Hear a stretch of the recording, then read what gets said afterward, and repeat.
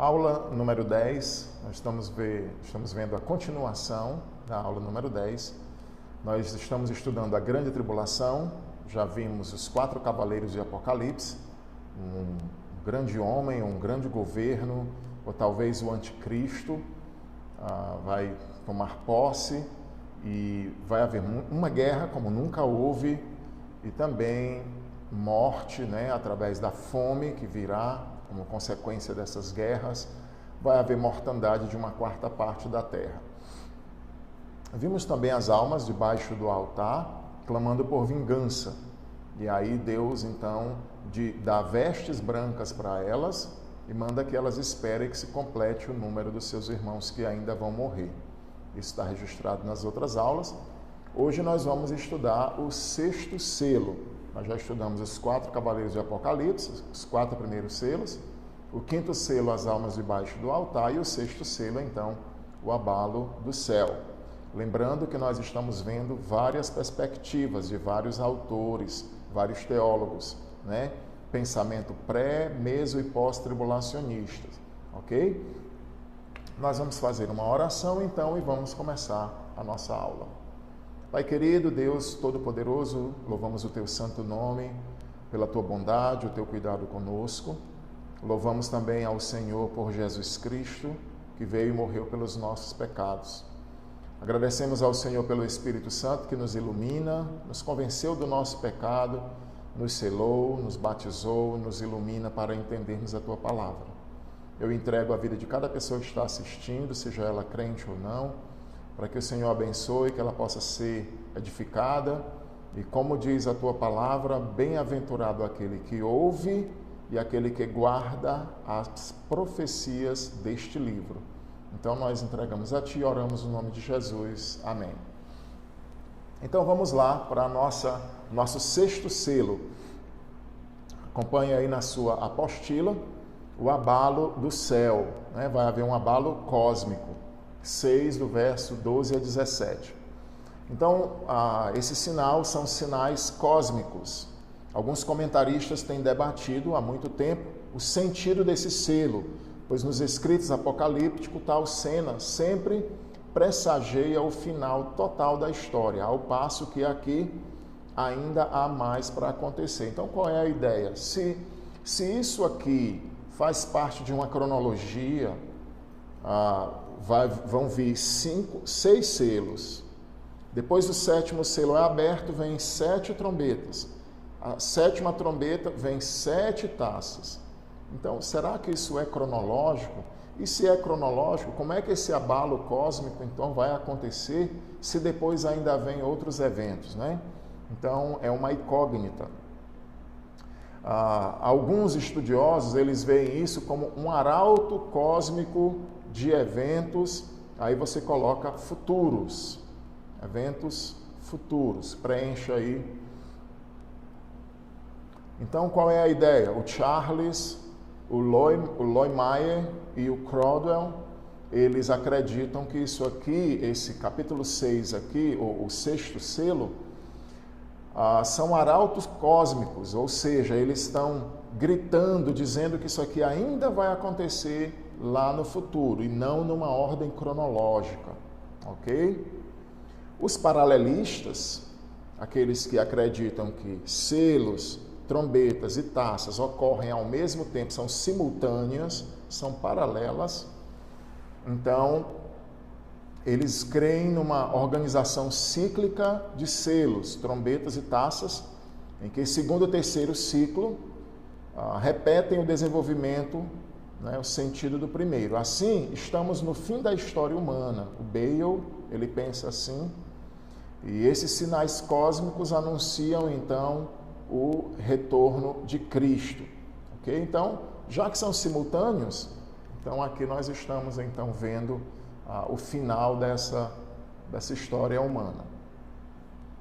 O abalo do céu é repetido na 7ª trombeta e na 7ª taça. Tá certo?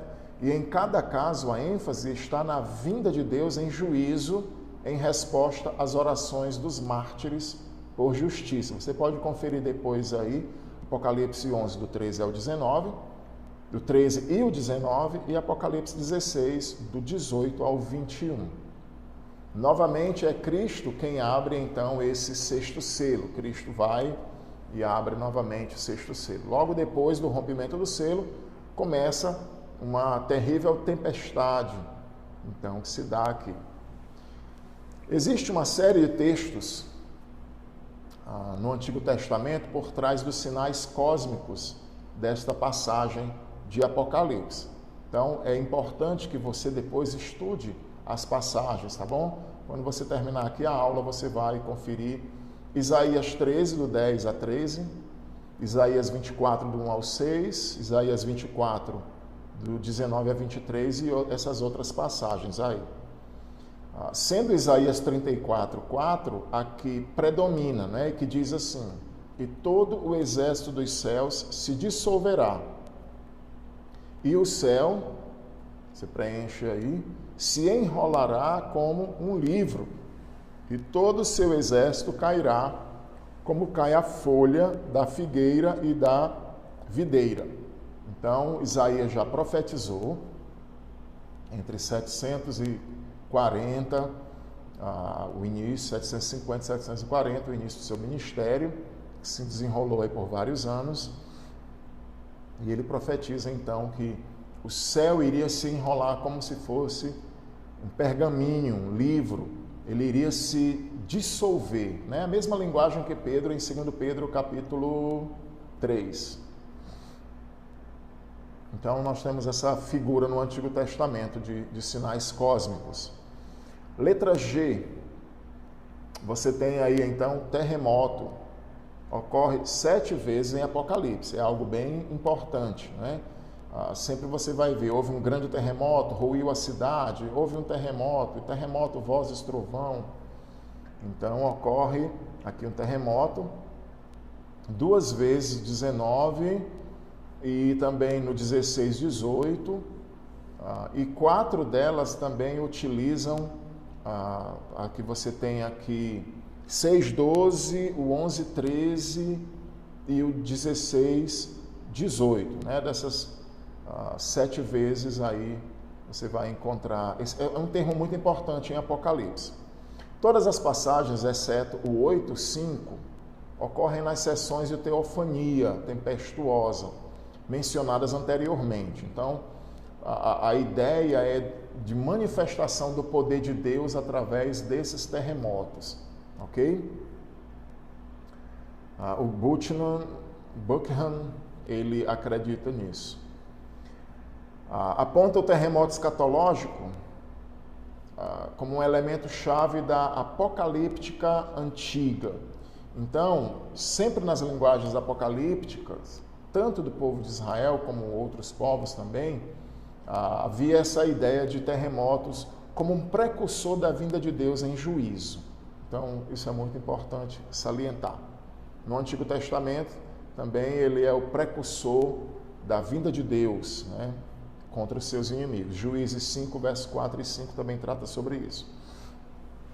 Então, nós temos um abalo cósmico, nós temos terremoto, nós temos o sol se torna escuro. Então, os abalos celestiais são vistos também na 4ª trombeta e na 4ª taça, quando o juízo divino é derramado sobre os habitantes da terra por meio do sol, da lua e das estrelas. Então, o 8, 12, né, também ele trata sobre isso, e o 16, 8 e 9. Em o escurecimento do sol, da terça parte do sol, da lua e das estrelas, e no outro, o sol é tão aquecido que abrasa as pessoas. Por isso que fica estranho essa ideia de ser cronológico, né? O sexto selo, apontando então para a vinda de Cristo, se vai haver ainda as trombetas e as taças. Então, a gente ainda vai tentar decifrar tudo isso aqui.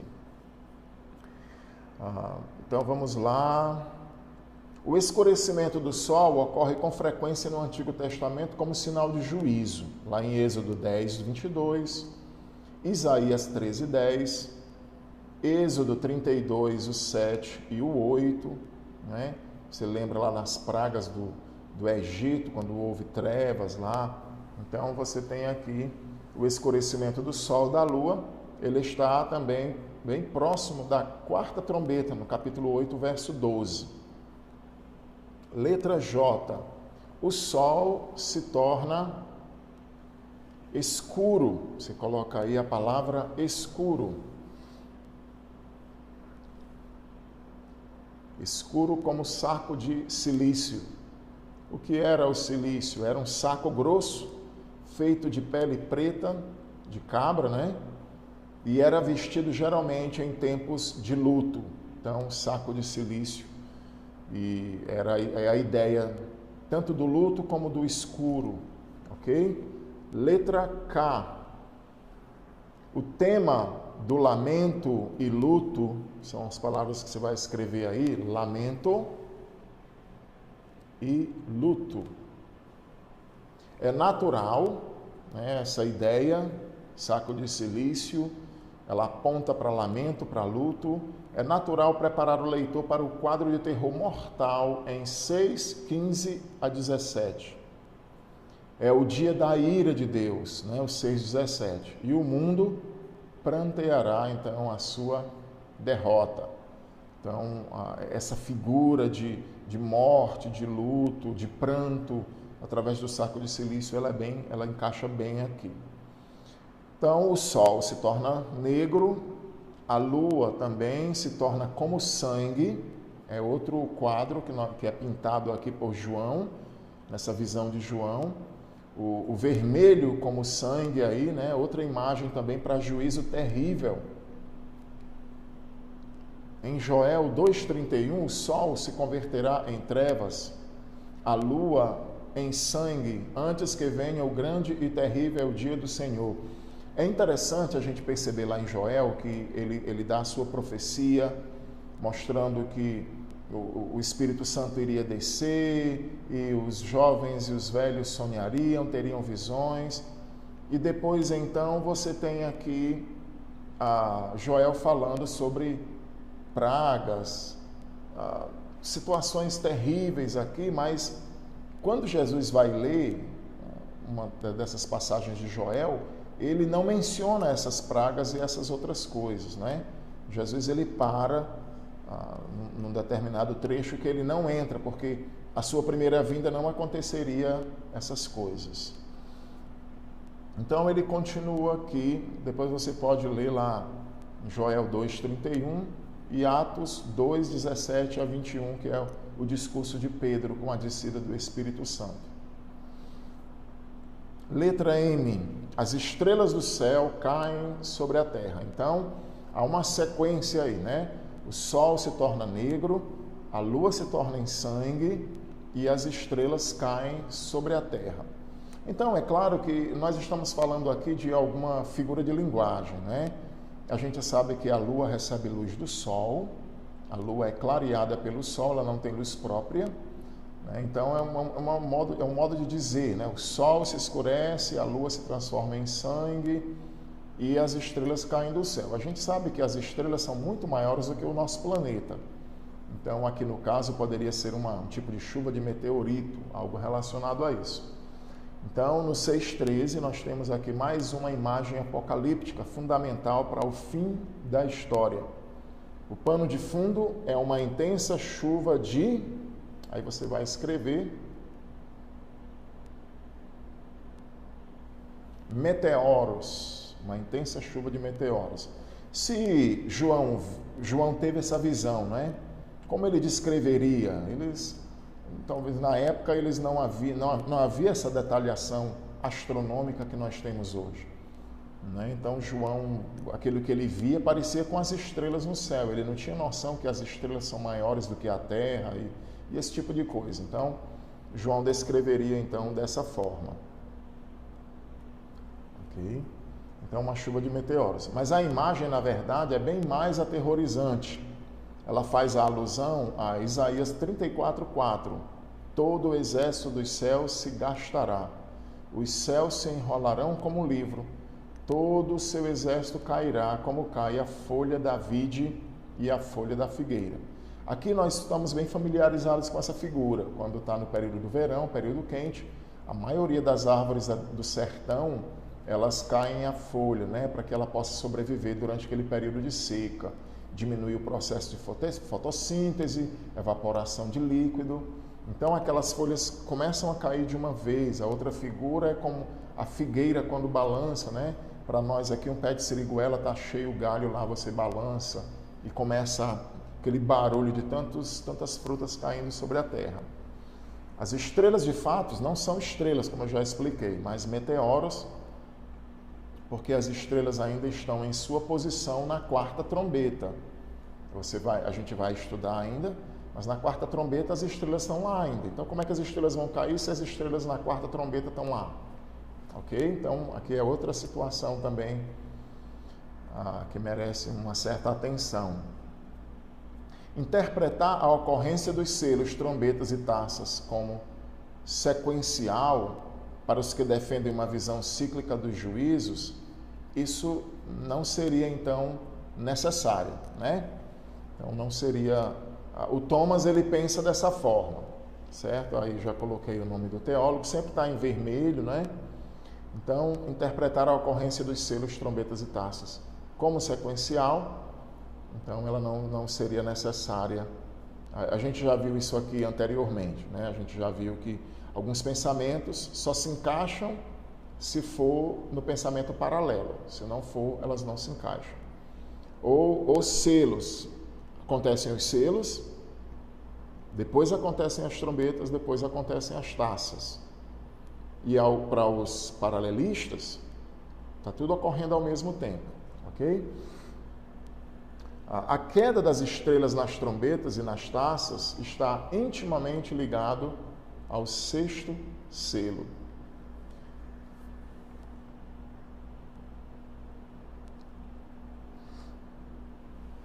A folha da vide e como cai o figo da figueira. Então aqui nós temos uma outra metáfora de Isaías, né, para a queda das estrelas, que é intensificada aqui.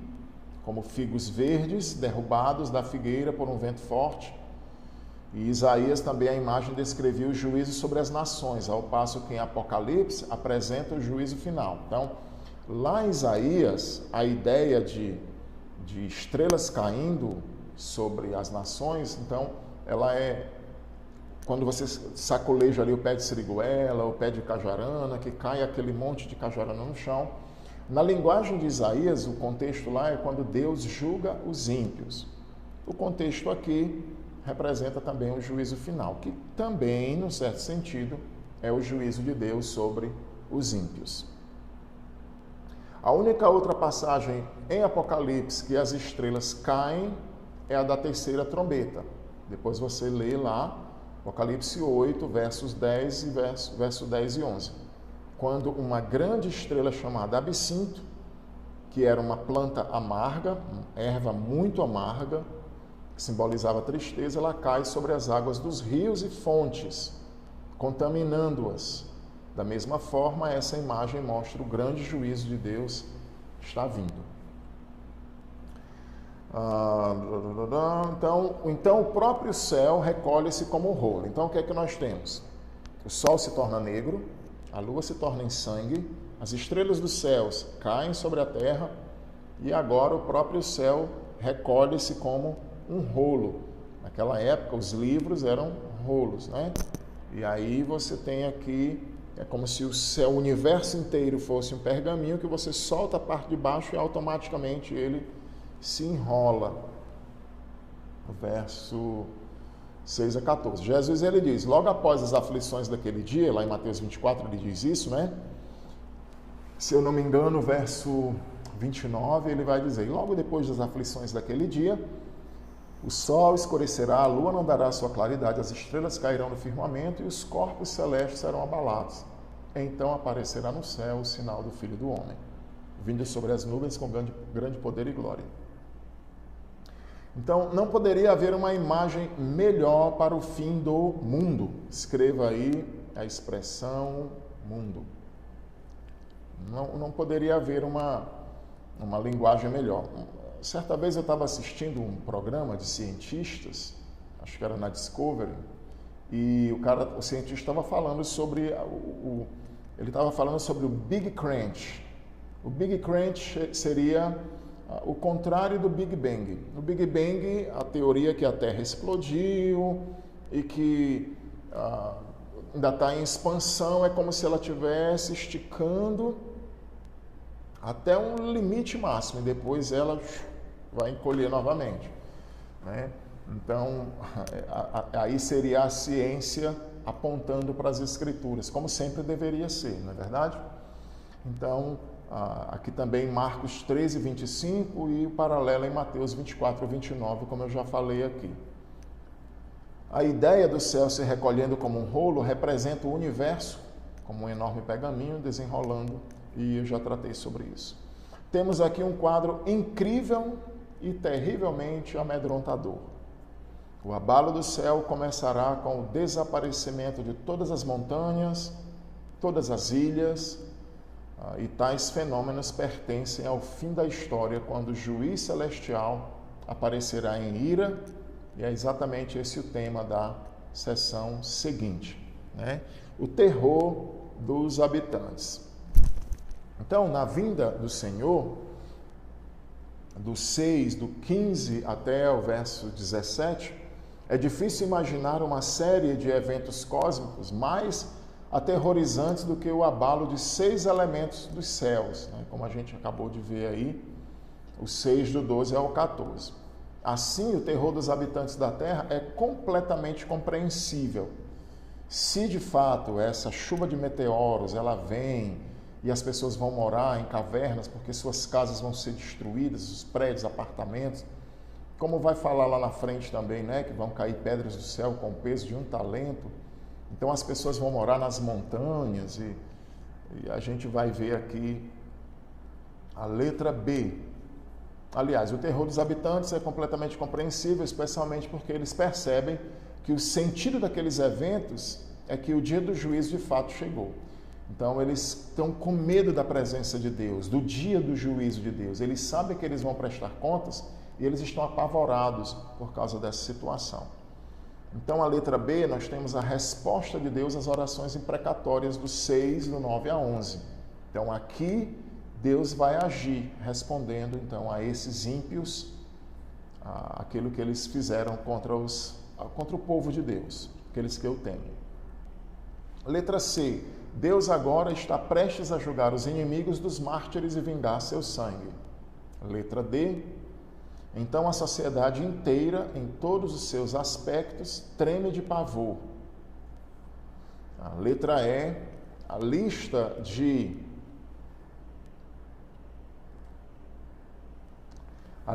7 tipos de grupos de pessoas em 6:15 é muito semelhante à lista de pessoas de 19:18, cuja carne as aves de rapina são convidadas a comer após a Batalha do Armagedon. Portanto, há provavelmente uma conexão entre esses dois eventos. Se você ler Apocalipse 19:18, as aves dos céus, os abutres, as árvores, aqueles que fazem todo o processo de limpeza da carniça, eles são chamados a comer, e aí a lista é bem semelhante.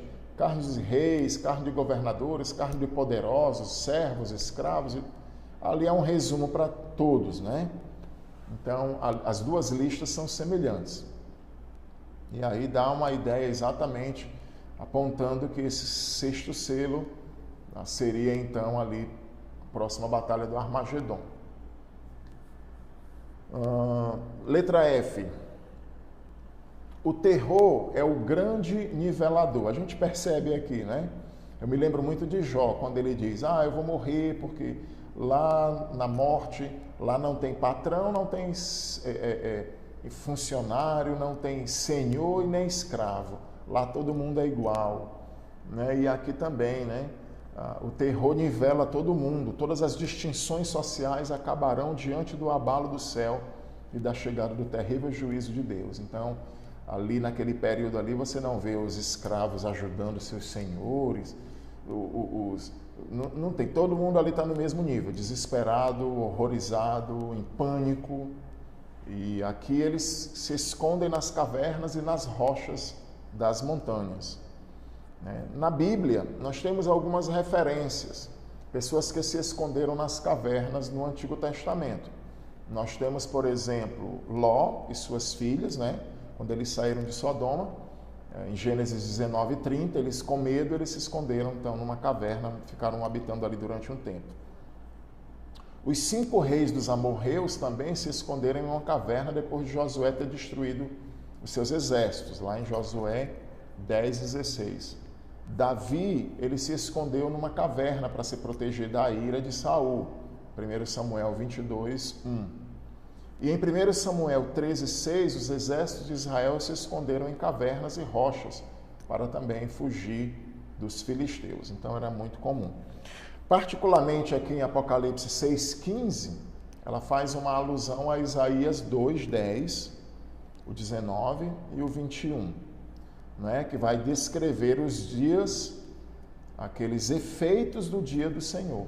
Então, Isaías 2:10 ordena a Judá: esconde-te debaixo da terra, porquanto, então, os versículos 19 e 21 prediz que os homens se esconderão nas cavernas, das rochas e nas covas da terra, por causa da presença aterrorizante do Senhor. A gente deve lembrar que boa parte das profecias, dos oráculos de Isaías, dos profetas em geral, a gente usa sempre aquela ilustração do binóculo. Você tem a lente que está mais próxima aqui do olho e você tem a lente final. E elas se cumpriam em parte com o povo da época, mas tinha também um resto de profecia para se cumprir posteriormente. Então, sempre que você está lendo ali os profetas, o dia do Senhor, o dia arde, o dia virá. Então, é exatamente isso aqui. Isaías falou para o povo do seu tempo, mas também falou para o povo desse período aqui. Ok? O número 2 da letra F.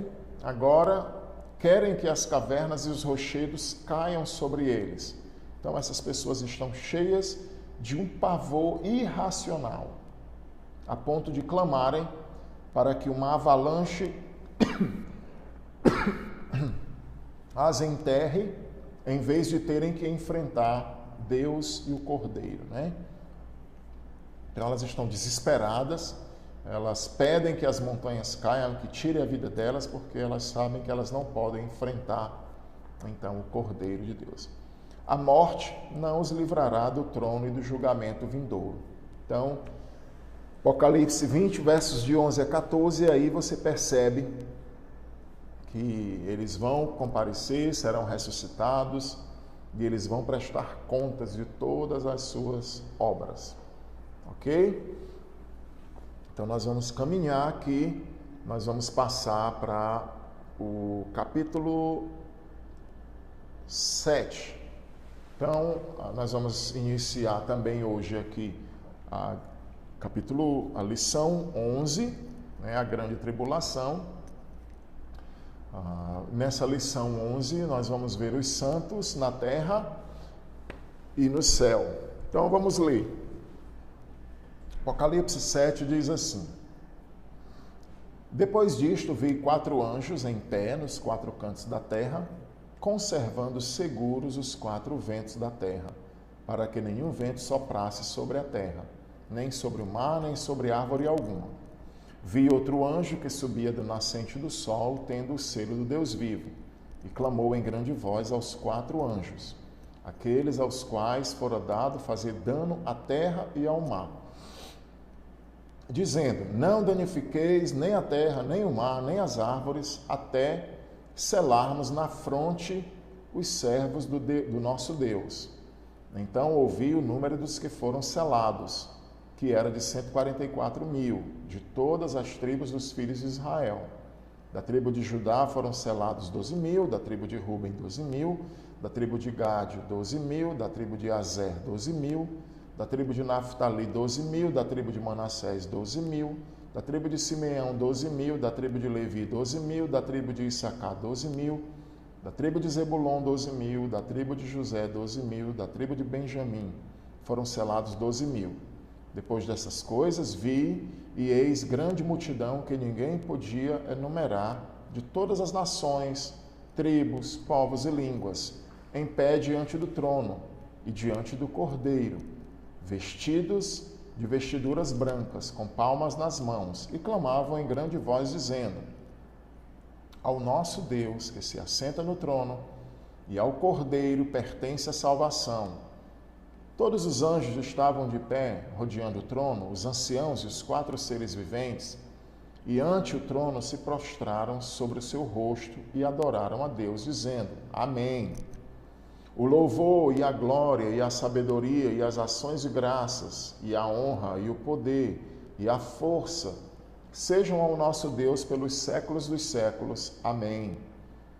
Um dos anciãos tomou a palavra dizendo: Estes que se vestem de vestiduras brancas, quem são e de onde vieram? Eu acho muito interessante, né, esse episódio aqui, porque o ancião está no céu, sabe o que é que está acontecendo, mas pergunta para João, que está tendo uma visão, tudo é novidade para João. João, quem são essas pessoas? E João, meu Senhor, tu sabes. Então ele me disse: são estes os que vêm da grande tribulação, lavaram as suas vestiduras e as alvejaram no sangue do Cordeiro, razão porque se acham diante do trono de Deus e o servem de dia e de noite no seu santuário. E aquele que se assenta no trono estenderá sobre eles o seu tabernáculo. Jamais terão fome, nunca mais terão sede, não cairá sobre eles o sol, nem ardor algum. Pois o Cordeiro que se encontra no meio do trono os apacentará e os guiará para as fontes das águas da vida. Deus lhes enxugará dos olhos toda lágrima. Então, uma linguagem aqui, o finalzinho, né, aponta para aquela figura da eternidade. Aqui ele vai falar de não ter fome, não ter sede, não cair sobre eles o sol com ardor. O Cordeiro vai apacentar, guiar as fontes das águas da vida, que também está lá, Apocalipse 21 e 22. Deus lhes enxugará toda lágrima, também aponta para todos aqueles episódios lá do final de Apocalipse 21 e 22. É bem interessante isso aqui. Eles vão desfrutar de tudo aquilo que é prometido também para nós e para os restantes daqueles que creem. Então, o que é que nós temos aqui? No capítulo 7, nós temos um intervalo, né? Eu vou falar aqui numa sequência cronológica do livro, tá certo? Esse resumo que eu estou fazendo aqui agora, ele não vai tratar qual é a posição, né? Qual é o posicionamento, mas eu vou fazer apenas aqui sequência cronológica. E aí depois nós vamos estudar alguns pensamentos. Então a ideia é, aconteceram os 6 selos, 6 selos foram abertos, o cavaleiro que sai para vencer a guerra, a fome, a morte, almas debaixo do altar, né? Depois vem o abalo cósmico. E então aguardamos o 7º selo. Antes de se abrir o 7º selo, que vai tratar da terça parte da natureza, terça parte das águas do mar, terça parte das águas dos rios, é dito para esses anjos que vão atuar em meio a essas coisas que eles esperem um pouco, que eles não hajam agora até que uma turma então seja selada. Então nós chamamos esse capítulo aqui de o intervalo, né? Capítulo 7 é o capítulo do intervalo, é o capítulo do interlúdio, né? Aquilo que acontece no meio, daquela pausa que acontece ali no meio, né? Você tem o prelúdio, que é tocado no início do culto, você tem um pós-lúdio, que geralmente toca-se no final do culto, e você tem um interlúdio, que é tocado ali no meio do culto. Então aqui nós temos esse interlúdio, esse intervalo. Qual é o propósito desse interlúdio? É designar consolo, é trazer consolo para os cristãos perseguidos. Então, o Lamberth, que é esse teólogo aí, ele diz assim, não, esse intervalo está aqui para consolar as pessoas que estiverem ali desanimadas. E o livro, então, traz esse consolo, né? Mas, além desse propósito de ser consolador, saber que vai ter uma pausa, que os servos de Deus né? Esses 144 mil, eles serão selados e essas pragas não vão danificá-los, como assim acontecia no Egito também, não é? Trevas sobre os egípcios, os hebreus tinham luz. Os animais dos egípcios morrem, os dos hebreus estão intactos, né? O gafanhoto destrói tudo dos egípcios, e dos hebreus fica intacto. Então, eles serão então selados. Um outro propósito, esse livro, esse intervalo também ressalta o controle soberano de Deus sobre todo, você vai preencher aí todo o processo. Então, aqui mais uma vez, revela que Deus está no controle. É Ele quem manda, Ele quem ordena. Assim como era nas pragas, né? Moisés dizia, pois amanhã vai ter enxame de gafanhotos. Aí ficava lá aquela coisa, aí Faraó chamava, não, por favor, eu vou libertar. E Moisés dizia, pois amanhã, tal hora, eu vou orar e essas pragas vão sair. Assim como Deus estava no controle de cada praga daquela, Deus controla todo o decorrer, todo o curso dessas pragas que estão aqui acontecendo. Ok? Então, aqui também, esse interlúdio, além de trazer consolo, mostrando que vai ter uma pausa e mostrando que os servos de Deus serão poupados, nós temos também o controle de Deus. Deus está no controle de todo esse processo. E o terceiro propósito, nós temos 2 interlúdios, e eles então se encaixam entre 6º e 7º selos e 6ª e 7ª trombetas. Então, quando você vai ver lá o fim das trombetas, que vai começar as taças, no capítulo 15, você encontra lá também um interlúdio, um cântico de vitória, dizendo que Deus agora vai derramar toda a sua ira, não é? Então, você tem 2 interlúdios, 6º e 7º selos, 6ª e 7ª trombetas. Número 2 aí. No caso do capítulo 7, nós devemos começar com uma pergunta que conclui o 6º selo, no capítulo 6, verso 17. Ele diz assim, quem poderá subsistir? Se coloca aí naquele espaçozinho, quem poderá subsistir? Então, esse é o grito desesperador, irracional das pessoas, né? Caiam sobre nós montes, porque quem é que vai poder subsistir? Então, a ira daquele que há de vir, né? Aquele que está vindo. Esse interlúdio aqui responde quem é que vai sobreviver, ok? Realça um contraste entre os santos e os pecadores. Os habitantes da terra, os pecadores, eles não resistirão quando o juízo de Deus for manifesto. Porém, os habitantes dos céus subsistirão porque eles têm o selo de Deus, certo? Principalmente esses 144 mil das tribos de Israel. Número 3, nós temos aí então os ventos de destruição. Esses 4 ventos, eles são então retidos. 4 anjos estão de pé, né, nos 4 cantos da terra, retendo os 4 ventos de destruição. Então, se coloca aí, o número 4 é um dos principais números do livro. Então, o livro de Apocalipse, ele é muito caracterizado por números, a Bíblia toda, né? A Bíblia como um todo, ela fala muito de 40. Moisés ficou 40 dias com o Senhor, Jesus ficou 40 dias no deserto, o povo de Israel peregrinou 40 anos, Salomão reinou 40 anos, Saul reinou 40 anos, Davi reinou 40 anos. É muito comum os 12 também, não é? E aqui o número 4 é um dos principais números do livro de Apocalipse. Os selos, se você perceber, há uma sequência nos selos, nas trombetas e nas taças, da sequência 4-3. 4-3. Ok? E você anota aí também no seu espaço. 4 mais 3. E tais números são importantes no livro. Tipo assim, os 4 cavaleiros do Apocalipse e depois vem os outros 3 selos. Almas debaixo do altar, abalo cósmico e o último selo, que são as trombetas.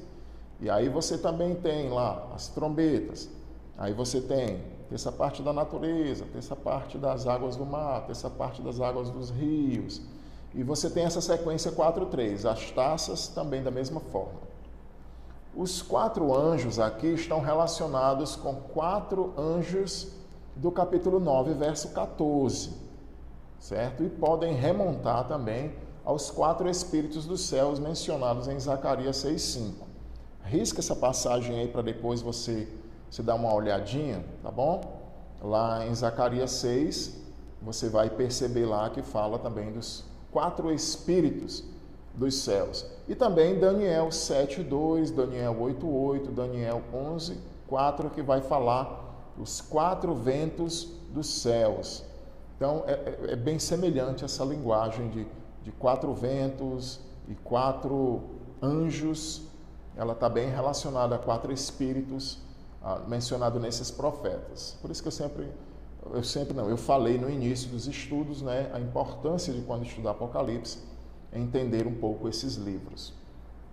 Lá no Êxodo, por exemplo, foi o vento que trouxe os gafanhotos e foi o mesmo vento que levou-os embora. Era bem interessante um pensamento dos judeus.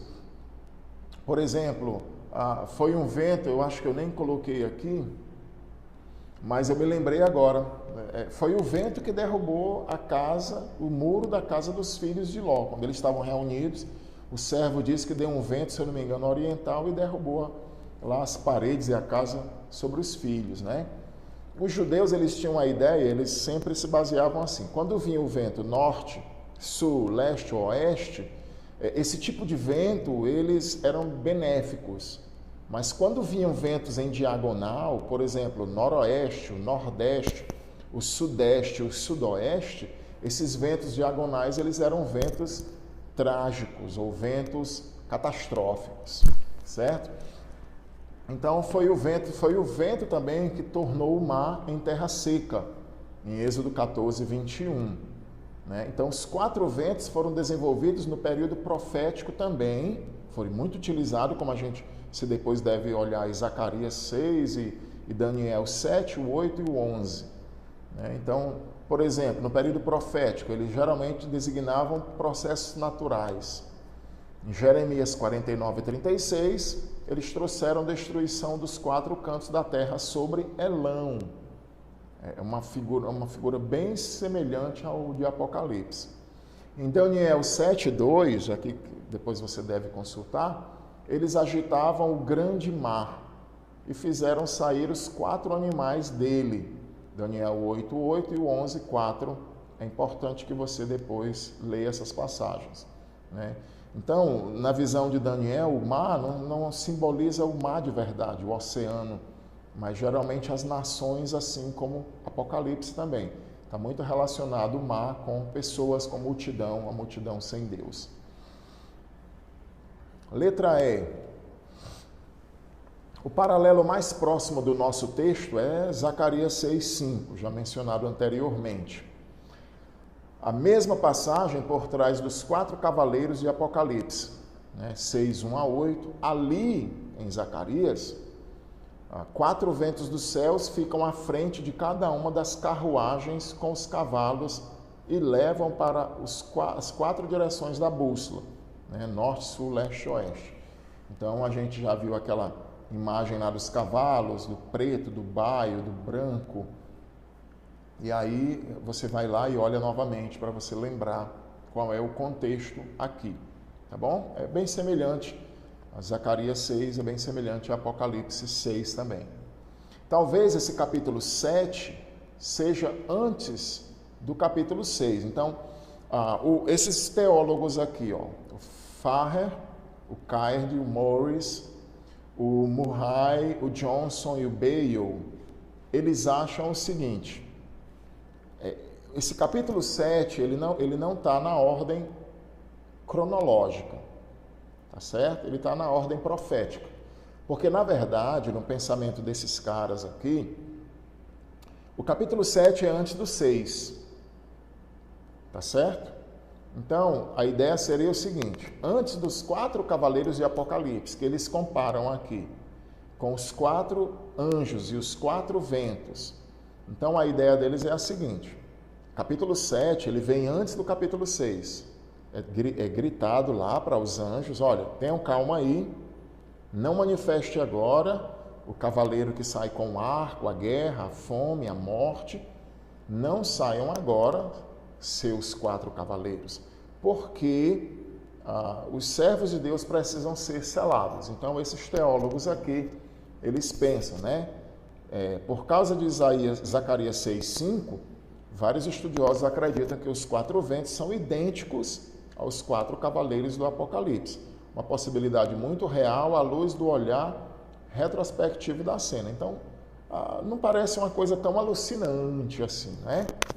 Mas a minha tendência é mais pensar no sentido de, vamos pensar aqui, lá nos 4 cavaleiros, o que é afetado são as pessoas, com guerra, com fome e com morte.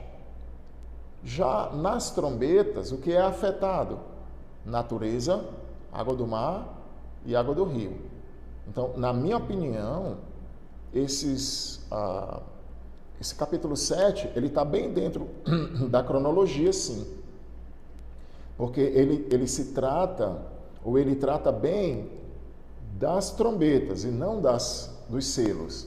Então, na minha opinião, esses teólogos aí, eles não pegaram bem. Mas assim, lembra que não é uma coisa absurda o pensamento, tá bom? Tem base, eles têm provas, eles estudam, tem algo também coerente, né? Assim, os vários pensamentos, assim, a gente não pode dizer, ai meu Deus, como é que alguém pensa uma coisa absurda dessa?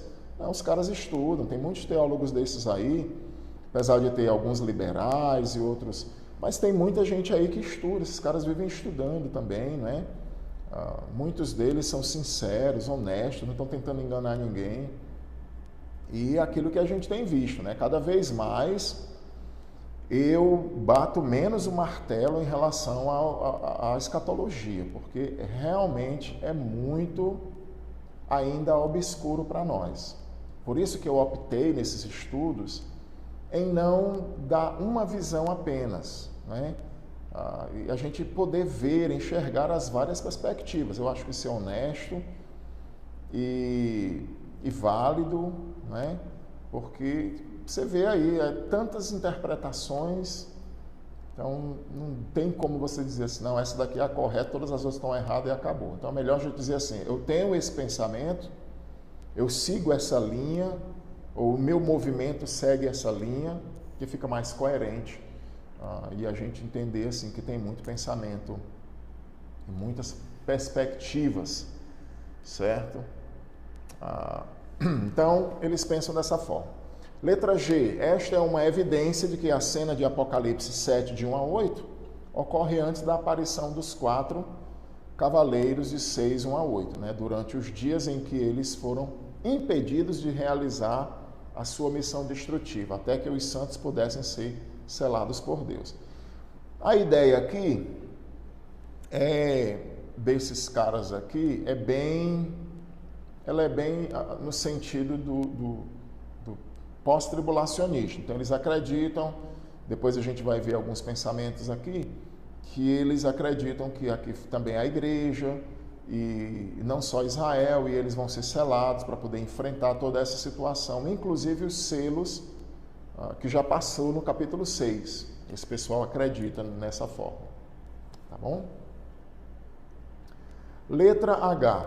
Outra evidência é que eles haviam recebido autoridade. Então, aqui você perceber como não é uma coisa tão absurda. Ai, meu Deus, como é que o cara tem uma mente fértil dessa? Olha aqui, ó.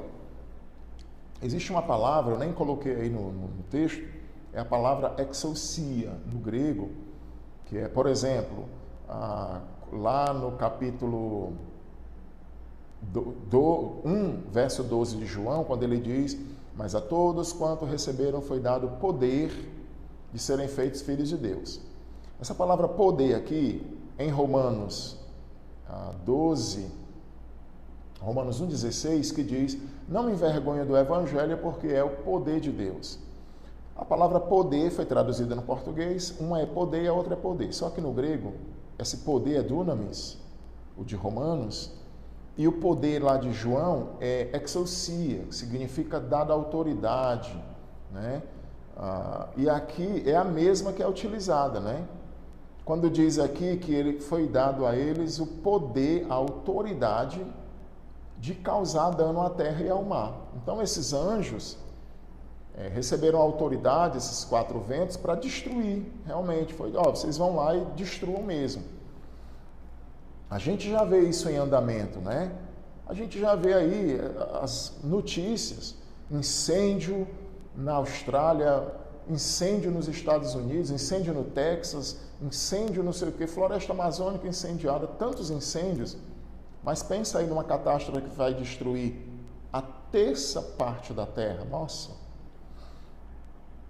E aí então, é o mesmo verbo que é utilizado no 6:2, 6:4 e 6:8.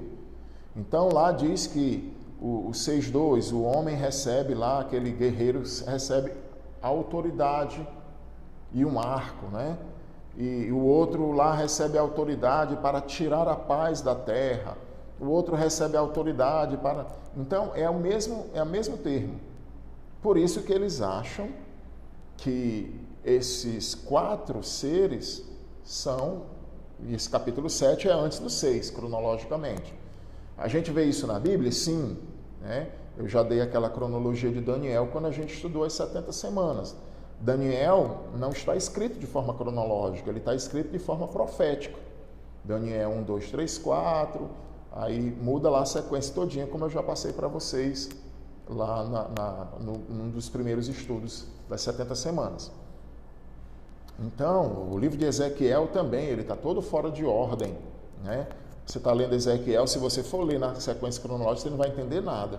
Porque ora Ezequiel está na Babilônia, ora Ezequiel está em Jerusalém, ora Ezequiel está falando da destruição, ora Ezequiel já falou da destruição. Né? Então, eles dizem assim, o mesmo verbo que é utilizado lá nos 4 cavaleiros, dada autoridade, é dito aqui também para eles. Eles receberam autoridades, mas um anjo chega e diz, não destruam agora não. Tá certo? Então, essa seria uma outra evidência deles, né, desse grupo que pensa que, cronologicamente, capítulo 7 está antes dos selos. Tá certo? Deus. Aí, ainda na letra H, outra evidência de que haviam recebido a autoridade e poder por causa dos danos, né? É o mesmo verbo utilizado para o ato soberano de Deus que concede aos 4 cavaleiros para tirar a paz da terra. O termo é utilizado várias vezes no livro para demonstrar que Deus está no controle. Deus dá autoridade, Deus dá autoridade.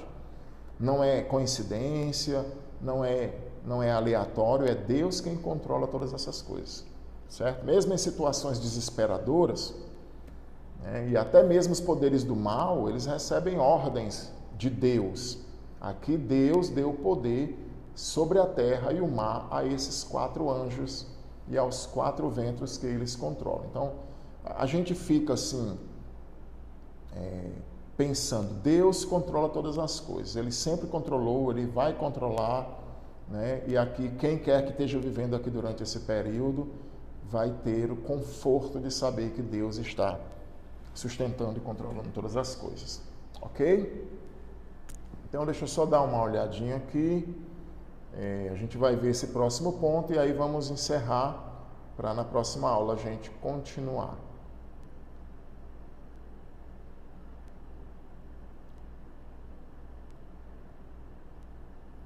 Nós vamos ver esse ponto 4. Os anjos estão de pé nos 4 cantos da terra.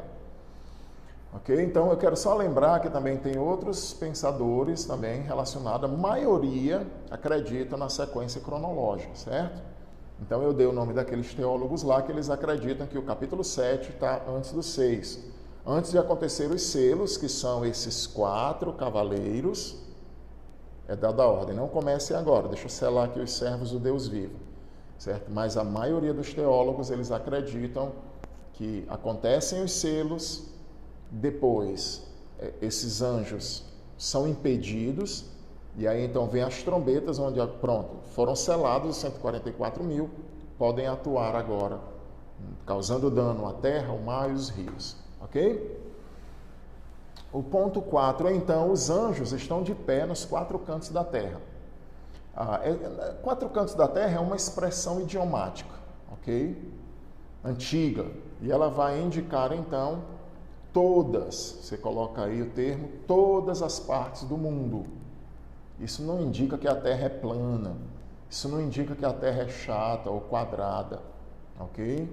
Então, Ezequiel 7:2. Alguns estudiosos pensam que essa expressão significa que os antigos, eles viam o mundo como uma superfície quadrada. Mas há, da mesma forma, muitas passagens na Bíblia que usam o círculo como modelo. Por exemplo, Salmo 19:6, Isaías já falou sobre a abóbada, ou algumas traduções, o círculo da terra, né? Isso é apenas uma expressão, nada mais. Isso não serve como base para dizer que a terra é chata, quadrada, plana, ou algo desse tipo. Era uma expressão idiomática antiga. Letra A do número 4. As forças apocalípticas da destruição estão sob um controle soberano e podem se mover apenas quando Deus assim determinar. Então você coloca aí no seu espaço, Deus assim determinar.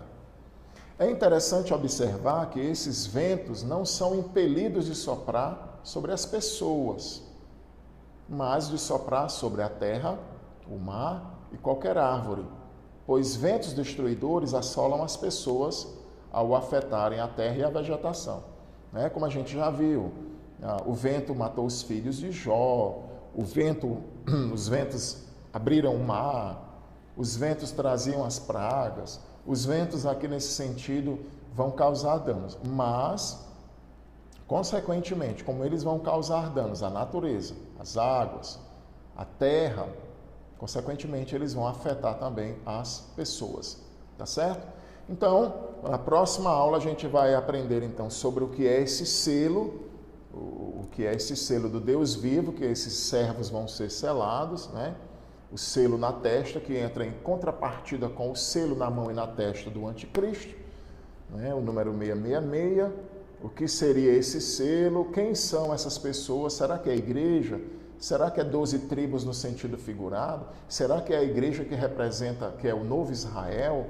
Então a gente vai ver tudo isso. Quem é essa multidão também que João vê?